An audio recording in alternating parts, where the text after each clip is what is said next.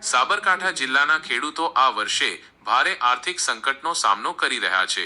જિલ્લામાં મોટા પ્રમાણમાં ઘઉંનું વાવેતર કર્યા બાદ સારા ઉત્પાદનની આશા હતી, પરંતુ બજારમાં ઘઉંના ભાવમાં અણધાર્યો ઘટાડો થતા ખેડૂતોની કમર તૂટી ગઈ છે।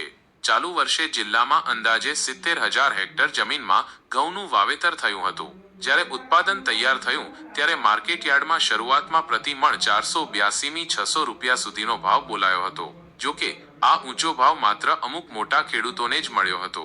મોટા ભાગના ખેડૂતોને તો સરેરાશ 480 થી 520 રૂપિયા પ્રતિ મણનો ભાવ મળી રહ્યો છે, જે તેમના માટે પોષણક્ષમ નથી। ખેડૂતોનું કહેવું છે કે એક તરફ ખેતી ખર્ચાળ બની રહી છે અને બીજી તરફ રાત દિવસ મહેનત કરવા છતાં ઉત્પાદનના સમયે યોગ્ય ભાવ ન મળતા તેઓ આર્થિક રીતે પાયમાલ થઈ રહ્યા છે। આ પરિસ્થિતિના કારણે ખેડૂતોની આવક બમણી થવાની વાત તો દૂર રહી, પરંતુ તેમના દેવા ચોક્કસ વધી રહ્યા છે। બોલો, હવે આ સરકારે ધાર્યું છે કે ખેડૂતોને પતાવી દેવાની વાત છે। હવે અત્યારે માર્કેટમાં ભાવ ચાલે 450 થી 520 સુધી ભાવ પતાવી દઈશું। હવે ખેડૂતોને 700 રૂપિયા ભાવ કે 1000 રૂપિયા પહોંચે તો મેળાવે એવું છે, કારણ કે મજૂર મોંઘો થઈ ગયો, મજૂર મળતો નહીં। મજૂર કે 1000 રૂપિયા આલો ને 500 આલો ને આ બધું રોજ માગે છે। શું કરવાનું? હવે ખેતી બંધ જ કરી દેવી પડશે।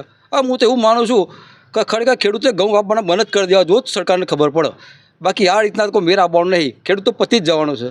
આ ડબલ આવક કરવાની વાત કરતા હતા, એ ન કરતા તો ખરેખર ખેડૂતોને દેવું ડબલ થઈ ગયું।